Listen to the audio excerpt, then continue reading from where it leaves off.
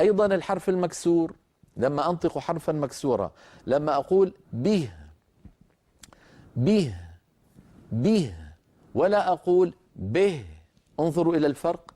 به لو طولتها بي تولد ياء عربية فصيحة صحيحة، إذن هذه الكسرة صحيحة. لكن لو قلت به بي، انظروا ماذا تولد. تولد ألف ممالة، هذا الصوت A هذه ألف ممالة.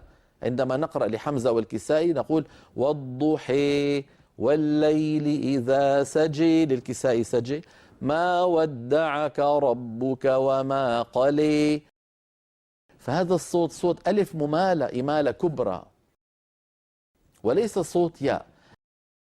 الياء به المغرب ريب، ولا نقول المغرب ري ري. هل لاحظتم الفرق؟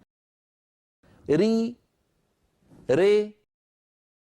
لو قلنا ري ومططناها يتولد ياء ري، نعم هذه إذن كسرة صحيحة.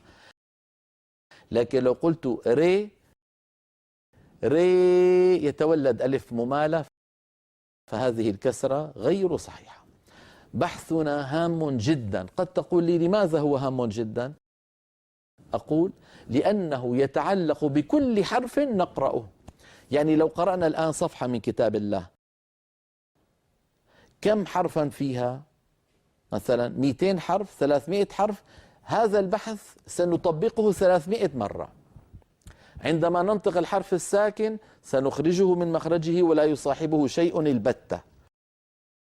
وإن نطقنا حرفا مفتوحا سننطق الحرف ويصاحبه ألف قصيرة.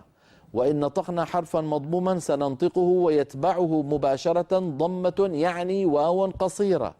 وإن نطقنا حرفا مكسورا سننطق الحرف ويتبعه مباشرة ياء قصيرة يعني كسرة. سنطبق هذا الميزان للحروف بعدد الحروف التي ننطقها. من هنا كانت أهمية هذا المبحث، ولو لم يتعرض له إمامنا الجزري في منظومة المقدمة، لكن تعرض له الإمام أحمد الطيبي رحمه الله في منظومة المفيد في التجويد، كما سيمر معنا بعد قليل. ننتقل إلى اللوحة التي تلي ذلك، وهي رقم 3. مكتوب ويجب عليه أي على القارئ أن يخفض فكه السفلي، طبعا يعني قليلا، أي قليلا، ويرفع وسط لسانه عند النطق بالحرف المكسور. ويرفع لاحظوا الصورة الله يسلمكم، ولاحظوا بأن وسط اللسان مرتفع عند النطق بالحرف المكسور كهيئته عند النطق بالياء، كهيئته عند النطق بالياء. إذن هناك أمران عند نطق الحرف المكسور: خفض قليل للفك السفلي وارتفاع لوسط اللسان.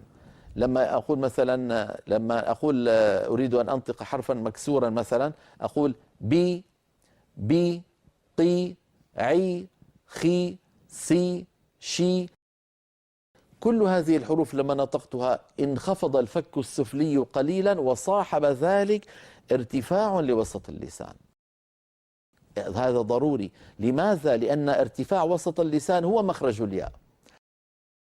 مر معنا في المخارج أن الياء تخرج من وسط اللسان. قال إمامنا الجزري رحمه الله: والوسط فجيم الشين يا، فجيم الشين يا، فمن وسط اللسان يخرج الجيم والشين والياء. أي، جربوا هكذا، أي أي أي. لاحظتم كيف أن وسط اللسان يرتفع؟ كذلك الأمر عندما ننطق حرفا مكسورا: بي قي سي شي خي، كل هذه الحروف لما نطقتها ارتفع وسط اللسان وانخفض الفك السفلي قليلا. يعني عادة باعتبار خفض الفك أمر منظور، يعني يقولون الخفض، يعني حتى بيقولوا الرفع والنصب والخفض. الخفض خفض ماذا؟ خفض الفك. لكن حقيقة هو ارتفاع وسط اللسان هو المؤثر الحقيقي على نطق الحرف المكسور.